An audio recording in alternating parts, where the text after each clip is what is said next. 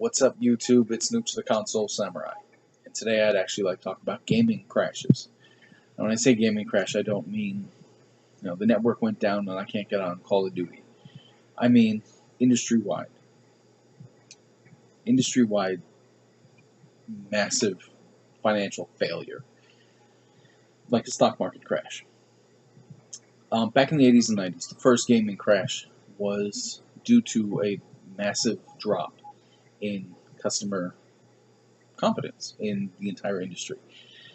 There were several reasons for that.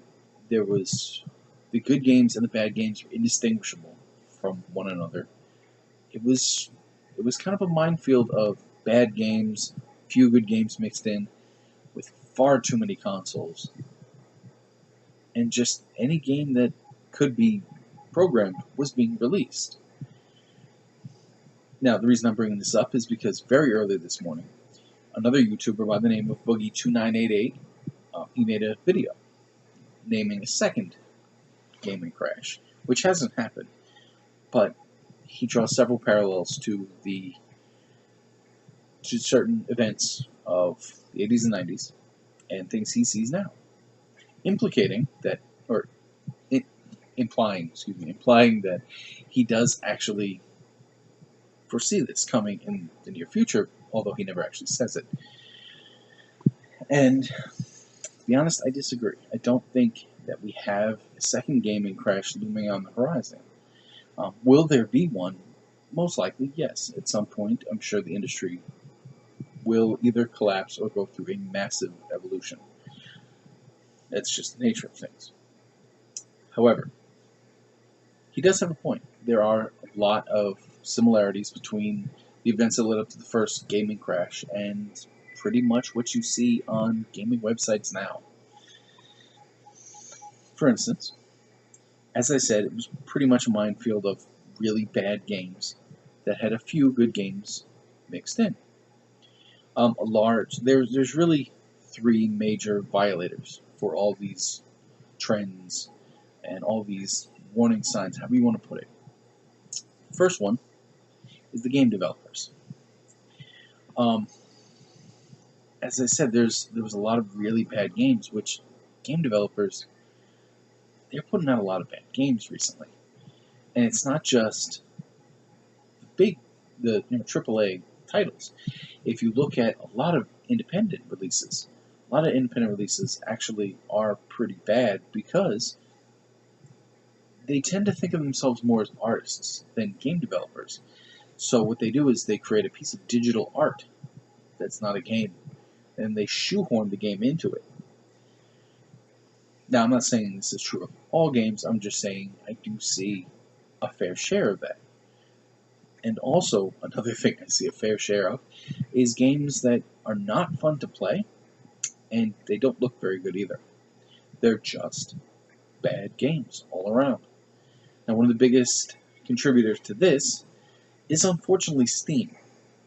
I like Steam. I think Steam is a great idea. Its bundles are amazing. Steam is a great platform.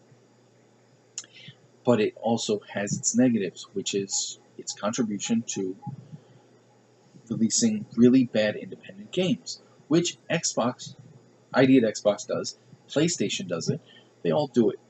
It's a really bad trend. And somebody at these systems has got to sit back and look and go, they need to look at the games and decide whether they're worth putting their platform's name on it. They need to have investors look at them and go, I don't think so, or yeah, that looks good. Because you can't just put out any shovelware. You just can't. And if you don't know what shovelware is, it's a term used just to indicate that the game's basically a piece of crap. Or a piece of software is a piece of crap. Another thing that the gaming industry does that is really detrimental to the industry itself is putting out bad games. Now, I'm not talking about independent games. I'm talking about AAA titles, really big names, overhyped, so on and so forth. You look at games that they're just bad quality. Like Square Enix put out Thief. That was bad. Or they put out games that aren't complete. That is a huge, huge issue. How many games do we see? How many consoles do we see now that as soon as you boot it up, you have a day one update? Now I can understand if you buy a game a year after it comes out, and yes, you have an update because all of the all the patches and all this and all that, you have to catch up. But the day a game releases, let's say at midnight, you go pick up the game, you bring it home 12:15, you pop it in your console or your PC, and it's updating. Why is it updating? The game just came out. What is on there that you chose not to put on there, or you waited too long to put on there? I'd almost rather see a game delayed for 2 weeks or a month rather than see a game come out incomplete. That's just me. I mean, I don't really see the need for this being a common occurrence. Another thing that I see a huge problem with the gaming industry is all this DLC. And I'm not talking about, this cool little extra bonus stuff. I'm talking about if a DLC is available on day one, it kind of makes me suspicious that you pulled that right out of the game. And in a lot of cases, it's been proven that you have. Because hackers have taken the discs and they've found the information that you charge $5 to download is already on the disc. Because the download file is like 73 bytes. All that is a code to unlock what you already bought. But anyway, that's a completely separate issue that I'm sure I'll make a video about. DLC. At some other time. Now, another group that is absolutely responsible for all this is other YouTubers, me included. YouTubers in general, particularly the ones who are biased, whether they're biased because they're fanboys of a console, or they're fanboys of the PC, or they're being bought off, which does happen, and we've seen that in the news recently. So what that does is that creates a lack of trust in our media. You can't trust YouTubers.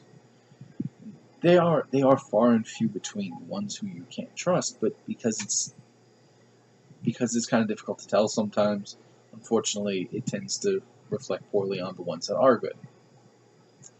But the biggest group at fault for all of the shady shit that goes on is gamers. Gamers themselves are the biggest ones at fault. The reason for this is because gamers keep buying all this. They keep buying the games that they know aren't finished. They keep buying the consoles that they know are going to be breaking within the first year. They keep buying the expansion packs. They keep buying the DLC. And I'm not innocent. I bought Destiny. I bought Destiny knowing that the season pass meant that they'd probably taken content out of the game. I knew that. I swore I'd never do it, but I did it because I wanted to play the game. And granted, it's a little hypocritical for me to sit here and say you shouldn't do that when I just admitted I did it, but I knew it was wrong.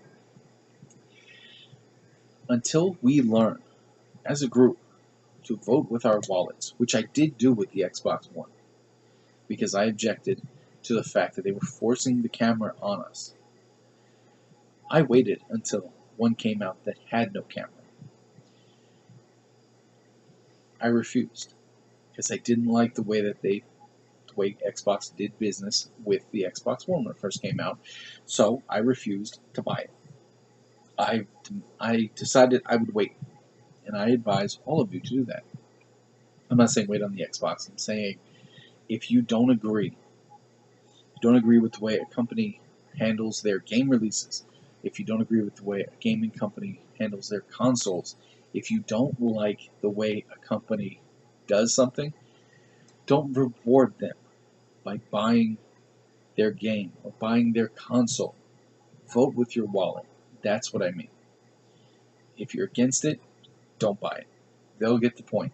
As long as we keep buying the games that are broken, the consoles that fail after a year,